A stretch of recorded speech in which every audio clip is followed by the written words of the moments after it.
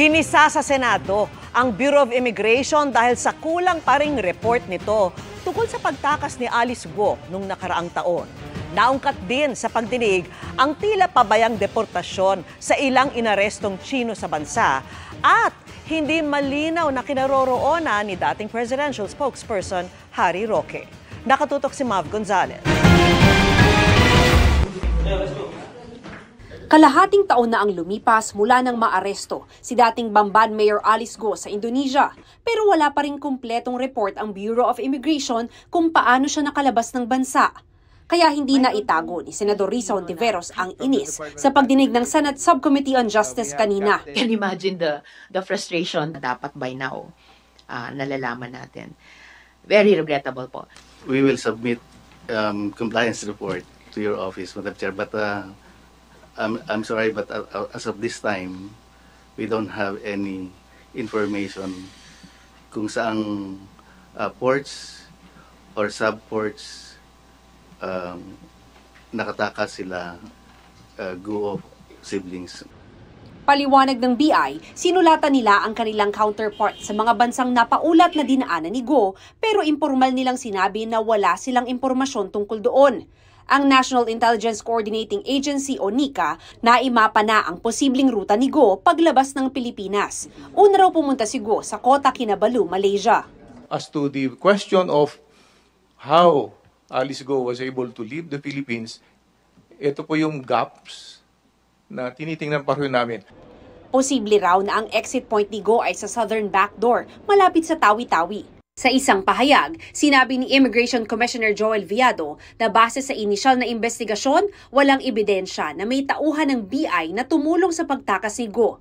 Bagaman hindi sakop ng BI ang mga pribadong coastline at airstrip, nababahala raw sila na naaabuso ang anyay porous borders ng bansa.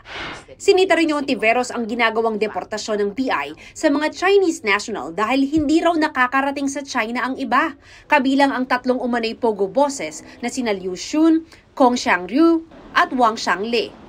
Ang modus daw ay hindi direct flight ang binibili.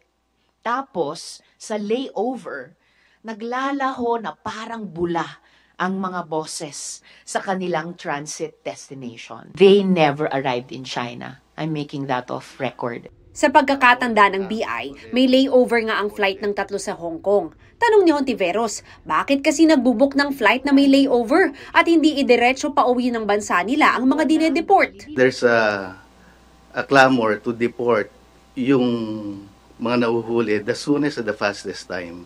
So ang ginawa po ng BI, nag-initiate po sila ng dialogue with the PDLs kung sino po yung pwedeng magbigay or mag-shoulder or mag-purchase ng kanilang mga ticket. Yung mga PDLs pa ang tinanong kung pwedeng mag-shoulder ng tickets nila. Hindi ba dapat may pondo ang BI para sa deportation na inuutos ng BI? Madam Chair, sorry to say, wala po silang allocated funds.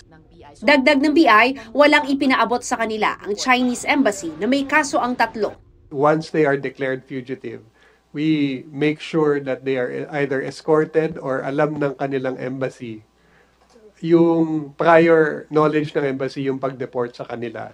Pag hindi sila declared as fugitive, our duty is to ensure that they are boarded to their country. Sinakay sila ng airline. Naungkat din ang tungkol sa kinaroroonan ni dating presidential spokesperson Harry Roque na inisyuhan ng arrest order ng House Quad Committee noong Setyembre. Meron po kaming alam na pumunta rin po siya ng Japan. And hindi po siya nakaalis. Supposed to be bound for US. Binigyan na ni Hontiveros ng ultimatum ang BI. If no satisfactory answers on these matters are provided by the BI within 15 days,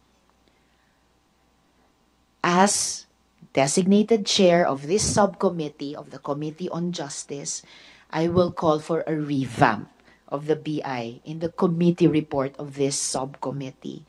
A revamp beginning with the commissioner himself. Para sa GMA Integrated News, Mav Gonzalez, nakatutok, 24 oras.